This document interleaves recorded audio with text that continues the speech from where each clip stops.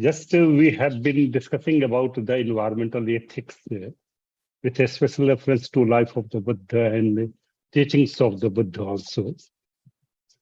So in environmental things, ethics can be applied in our day-to-day life with the teachings of Four Noble Truth, Eightfold Path, or Law of Dependent Originations. But especially, I am going to discuss that how theory of interdependence or law of dependent originations has been discussed with the nature and environment, with a special reference to Buddhism also. So, as we know that there is no concept of Almighty God, there is no creator. Everything is dependent on cause and conditions.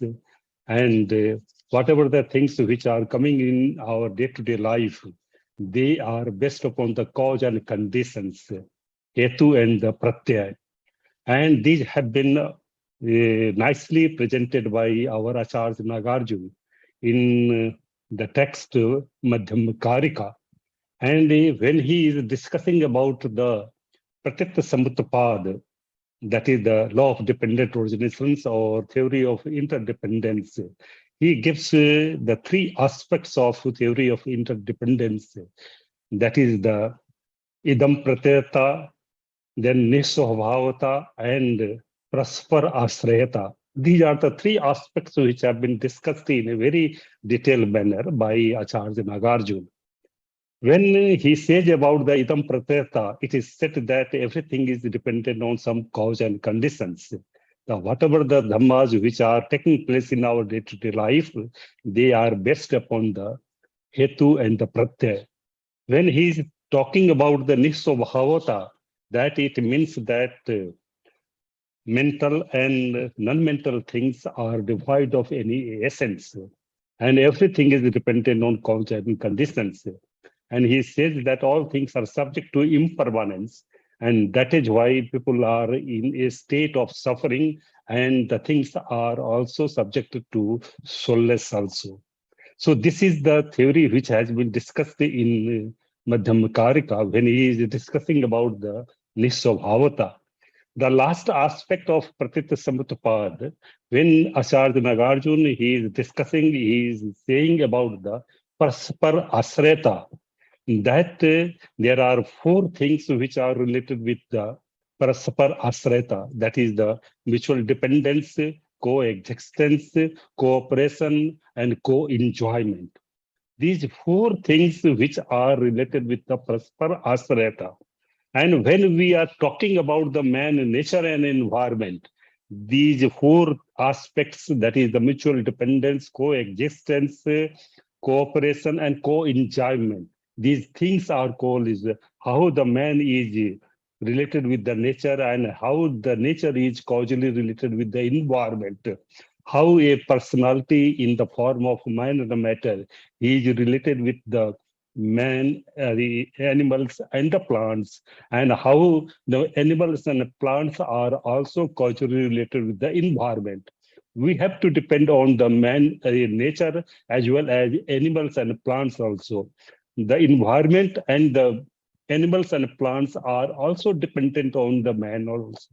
So these are also called as praspar ashrayata. And when in the text of Abhidharmakos, Acharya Vasubandhu, he is discussing about the theory of interdependence. He is saying that the nature of the environment, there are four things. They are the bhavsiti, persistence, formations, and dissolutions. These are the four things which are discussing about the theory of interdependence. And whenever we are talking about these four things, bhavsiti, formations, persistence, and the dissolutions, these are nothing but these are the nature and the environment.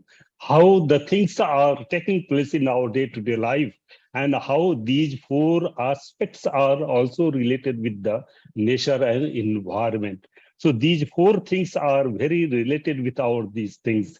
In the Pali commentaries, Acharya Buddha Ghosh, especially in the commentary of Dhammasangani, Attasalani, and his magnum opus work, Visuddhimagga, Acharya Buddha Ghosh discusses about the 5 types of niyam, that is the law: kamma niyam, chit niyam, utu niyam, bij niyam, and dhamma niyam.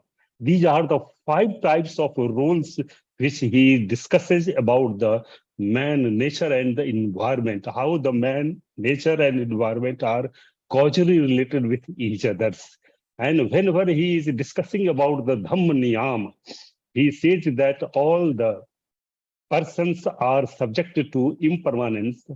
And since the men are in the state of impermanence, they are causally related with the suffering. And when the persons are causally related with the suffering, they are subject to soulless. So all things are subject to theory of interdependence. So these things have been nicely discussed in our commentaries by the acharyas also. So how these things have been very much discussed in our this thing. So nature, human beings need to live in a close harmony, and plants and animals should be our objects of unlimited love and compassion also. On the love and compassion, our Professor S.C. Saha has been discussing very detail, and how the loving kindness and the compassion and benevolence can be given to the animals and the plants as well as to the natures also. How these are the need of the society as well as to the country or to the whole globe. These can be discussed also. So environment can be pollution free also, and development can be continued through the Buddhist approach of practicing compassion, especially loving kindness and universal friendliness. With these words, I am thankful to our Honorable President and other members